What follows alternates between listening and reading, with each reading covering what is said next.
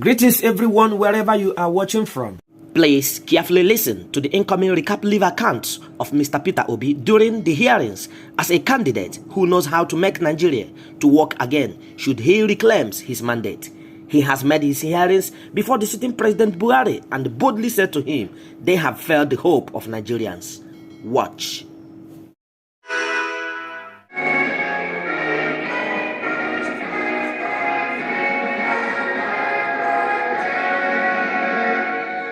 Go and read the letter I wrote to World Bank asking for $82 million to build Kainji Dam to provide 760 megawatts of electricity.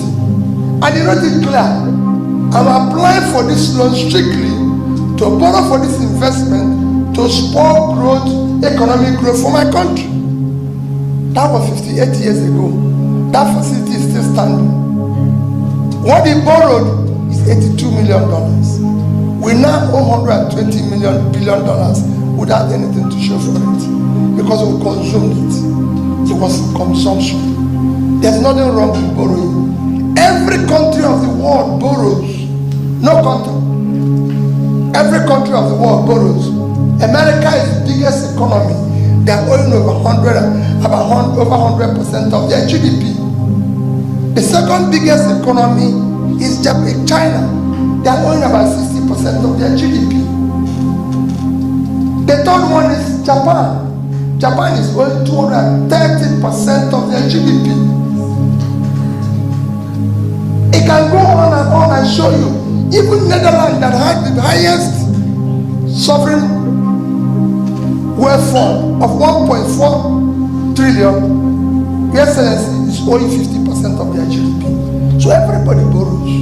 The difference is what you use the borrowing to do. Where did you invest it? What did you create? Our own was for consumption. People are borrowing for investment. And I've gone from countries to countries everywhere to show that this is happening. China borrowed in 1990, 93% to 95% of Chinese people live under poverty. Today, it's less than 2%. India was a similar situation, under 5%. Vietnam was actually 96%. Today, they have less than 3%. So, ours that we have been doing people out of poverty. And just to illustrate to you why borrowing is different here and other countries. I was in Bangladesh in 2010. I've studied 31 countries, comparing them with Nigeria. In Bangladesh in 2010, Your Excellency, they had a GDP of $115 billion with a per capita of $747 per capita. And their debt was $45 billion, 36% of their GDP in 2010. Nigeria as at then had a GDP of $375 billion per capita of $2,250. So we are 3 times Vietnam in terms of per capita, which is a real measure of wealth. And our debt then was $30 billion, less than 10% of our GDP. Today, Vietnam GDP is $340 billion. They've grown by 3 times. Their per capita is 2,050. They've grown by 10 times. Their debt also increased to about 116 billion, which remains even less than 36% because it's now about 32% of their GDP, which means they borrow more than invested it. If you go to Vietnam today, the exports, their overseas diaspora fund, everything has increased. Today, Vietnam exports garments, $36 billion. Twice what we earn from oil. Garments, they're not just garments. That's what they export. Not something that is sophisticated. And no small businesses, which we're not doing here. And in our situation, our GDP today is about $400 billion. Our per capita, which is a real measure of wealth, is now $1 1,000, call it 980, call it 2,000. So we've actually lost about 11% of what we were in 2010. And our debt have gone from 30 billion to 120 billion dollars. So we borrowed about $100 billion, which nobody can explain what was invested. And when, as they say, it's for capital project. If you borrow money and it didn't impact on your GDP, it didn't impact on your capital, you consumed it. That is the crisis we face as a nation. The consequence is that our debt servicing now is over 90% of our income. In 2001, first 5 months of 2001, Your Excellency, Nigeria as a country made 1,847 billion naira. We use 1,802 to service debts. 98%, only 45 remaining for a country of 200 million people, and we're borrowing more. We said last year budget was 13.5 trillion. We are going to borrow only 5 trillion. We borrowed 7. This year, our budget plus subsidy and everything will be using about 20. They say they are going to borrow only about 6. Your Excellency, we're not going to borrow less than 10. And that is the crisis of us. And what are we even borrowing? With this monies, we are now issuing foreign bonds of 2040, 2045, 26, when we are no longer going to be here. And our children, in the past 1 year, Nigeria has not put 1 naira in the sinking fund. Not 1 naira. So even when you are servicing debt, you're supposed to be saving money to pay the debt. When it matures, we are not putting money there. The crisis is that when we are dead, our children will have nowhere because we've eaten their future. And nobody is talking about that. And we need to move this country in. And there's nothing wrong in this country. It's a country that can be changed. Look at something like Taraba. Look at what is happening all over the world. Today we are struggling with oil, sharing of oil money, sharing. Who is doing that? Even in America, that is the biggest country in the world. Texas, that is producing several more oil than we are producing. The biggest state in America is California. And what does California do? Texas is not even number 1. They're not number 2. They're number 3. Texas GDP today is 3.4 trillion. 8 times Nigerian GDP. They have no oil. What they're exporting is agriculture and knowledge. Agricultural materials and knowledge. That's all that is making them that thing. Well, we are here fighting over a diminishing access that has since expired. All you didn't say yet is Venezuela. Venezuela have 10 times more oil than Nigerian deposits, and yet they have collapsed. And we're here fighting about oil. No country is talking about oil today. Vietnam, countries and nations are everywhere. Look at the vast land I saw when we are alive here today. I told the people in Niger, you have 76.3 square kilometers of land in Niger State.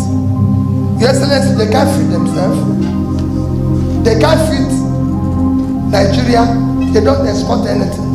The other one is natural. When you deal with natural one, because people have means of livelihood, you deal with support to your security agencies, which is renewable every year. And with this, you generate more money. Every day, Your Excellency, we say in this country that we don't have revenue. We don't have revenue. Even when our government said the revenue to GDP is too low, it has to be low because there are millions of people who are not doing anything. The more your people are doing something, the more your economy is productive, the more revenue you generate. You can generate revenue for people who are not doing anything. It's a simple thing. It's been done everywhere in the world, and it's very easy. Your Excellency, it's not a question. If you go, and where do you generate the most revenue? In your youth, the young ones, in their productive age. You have to invest in them. And what do they need? They need access to capital and training. They have the idea. They can change the world. It's not a sophisticated thing. Nigerian youths are talented. All they need is support. And it has to be government-determined support. It's happening in China. If you go to Indonesia, they have a particular number of their loans that go to small businesses. What changes the country is small corporations. Nothing by saying it the way we are saying it here. There's no money. They'll tell you, oh, every day you have government support to small businesses. It's not true. The only way you will know it's not true is that go and check the total lending of all the banks. I've shared 2 banks. It's about 30 trillion. Out of which less than 5% go to small businesses. It cannot happen. Indonesia is written 25% of all their loans go to small businesses. China is 20, they've just increased it to 30. The consequence is that if you go to these 2 countries, if you go to Indonesia, 98% of the companies are small businesses. In fact, Indonesia, a country of about 250 million persons, their total employment is 140. Small businesses created 130 million jobs. Only 10 million is created by other people. In Indonesia, they even have Ministry of Small Businesses to support it. In China, as China is, China today, all their productivity, all their GDP is about 60-65% for small businesses. The total employment in China is 800 million. Small businesses provide 60% of that, which is 540 million. So you must support this engine. It is critical. We're not doing that. What we are doing here is celebration, sharing. Nigeria, only thing Nigeria has is sharing formula. Nobody can say anything. All that I came to ask you people is that we need to move this country from sharing formula to production formula. They cannot continue. We must move from consumption to creating wealth. Other countries have done it for the future of our children. It is critical. It is not something anybody can tell. They can tell you, oh, it's sophisticated. No. I've gone from one country to the other, studying. I just came back from Morocco recently, not up to a month ago. Morocco exported last year 40-something billion worth of exports. Not oil. Agricultural products, 8 billion. Morocco. Vehicles, car manufacturing, 10 billion. I can go on. Tourism, 3-point-something billion. That's what they have last year in Morocco. Morocco is just here. So it's not as if this thing, you ask about power generation. This is the only country where to switch on your light, everybody knows how much power is being produced. Everybody knows whether the national grid has failed or whether every other country just put light on and off. Here you must know everything. You must even be calling from government as we call the people who are in charge of the power company. No other country does that. Egypt borrowed only 6 billion euros, call it 10 billion naira. And within 2015 and today, Egypt have doubled their power generation from 26,000 megawatts to 54,000 megawatts. Egypt, they're not fine. You go to, so we are number 1 biggest economy in Africa. We generate 4,000 megawatts. If we were able to get it. Number 2 biggest economy is South Africa. They generate 54,000. Egypt is number 3. It generates between 54 and 55. But the giant, they raise 4. That's the crisis. And they give you all sorts of excuses. Yesterday, there's nothing in power generation. There's nothing in power distribution. It's very easy. Anybody who tells you any story is this.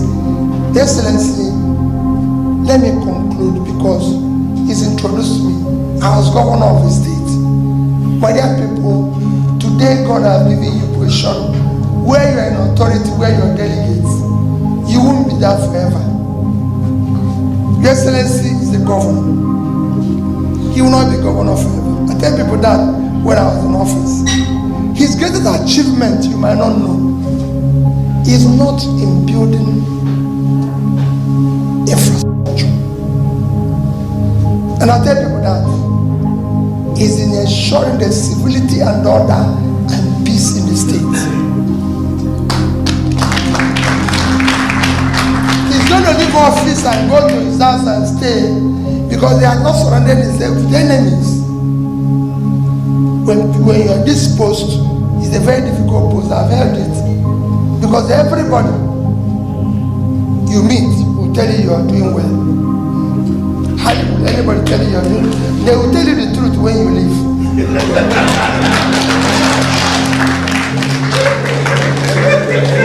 When you leave here, the announcement you'll be hearing, you'll be wondering whether it was these people who was announcing it. So what I tell people is that it is important that you know you're not going to be here forever. And make peace. Ensure that you do the right things as much as you can. I live in Onitsha today. I don't live any outside anywhere. I don't have a house anywhere outside Onitsha. That's where I live. I live with the people. So there's no more security. There's no more. Before you come to church or come to anywhere, 10 people will stand up for you to sit down. Today, if you come in, they say don't mind. Even if they ask them to sit up, they say they will not do it. So it is important that you do the right things, so that you still out of the 10 who used to stand up, 2 will still stand up. The same thing goes to you in your different offices. It is important. When I used to go around everything, people would say this to them. I was governor of the state for 8 years. Very difficult. I quarreled with the elites. Because when you do the right things, you have elites as your enemies. I quarreled with all of them. I used to go to Abuja, and the president would say to me, your people are not happy with you. And I would say, Mr. President, I never promised happiness. I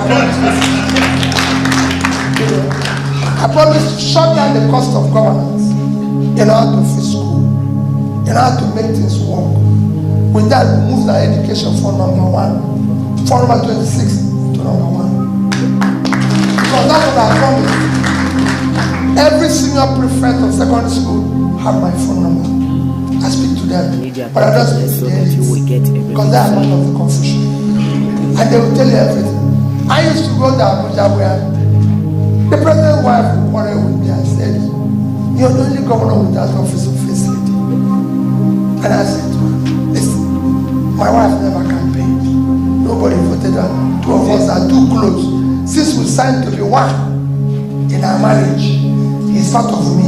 So let us start. Because the same people who are following her as officer will tell you what is committed. So I said, let's have less confusion. She said that. So we shut down every cost in order to be able to function. And when I left, some people say, oh, how can you leave money? How can you do this? I said, well, it's their money. It belongs to them. I'm going, hand it over public. Just to come in where he said them. The day I left office, I invited everybody. If you go to Access Bank, the day I left, I had $50 million to $1 billion. I had in Fidelity Bank, $56 million to $1 billion. And I had in Diamond Bank, $50 million, because I was saving dollars and naira. I had $50 million to $1 billion. Handed it over to the incoming governor. This is my 8th year of living office. Anambra has not bought me pure water. Because I said, no pension, no gratuity, I'm going home. I don't want to be part of anything. I've gone home. All I'm asking you, when you want to vote as delegates, do not look at me. Do not look at people who come here. All of us will come here. Some will give you money. Some will, because they have plenty of it. Anybody who brings anything, please take it. Don't say no to them. The money belongs to you. Take it. But when you want to vote, picture of your children in front of you and ask yourself, which society do I want these children to live? Because they might not be delegates. You are delegate. Your children will just inherit it. It's not an inheritance. So they will inherit it. So, which society do I want them to live? And focus your life. We can't continue this way. Our nation cannot continue this way. The abuse is too much. And we can stop it. Let nobody tell you we cannot stop it. Even corruption that we shout, we can't stop corruption. If the governor is not stealing, if his wife is not stealing, his children and relations are not stealing, reduce it by 60%. I've been a governor. Like your Excellency, everything that passes through here, he will approve. I've approved it. And I can say it. I know what people say behind him. If they're not telling him the truth, I'll tell him I say, okay, this job, amen. And my colleagues governors are called few months before they left and said, try to amend small before you leave here. One of the people I advised recently was my own governor. Even when I wasn't in good terms with him, I called his friend and said, tell your guy, you should be careful. He has created a whole enmity. If he does it wrongly and leave, you won't even believe. Because the place you live in the evening, you'll be wondering whether this your phone is spoiled. Because for 100 phones a day, you won't even get one in 2 days. So you must be careful. The same thing for all of you today, commissioners and everything. House of Assembly, everybody is phoning you. When you leave office, you see how many that phone will ring. If you call someone yourself, he will tell you that you're very busy. Are you still around? And you'll be wondering, this is that calls me every day. So it's something I've experienced. Let us go out there and stop this abuse. The society we abuse today, Your Excellency, will take its revenge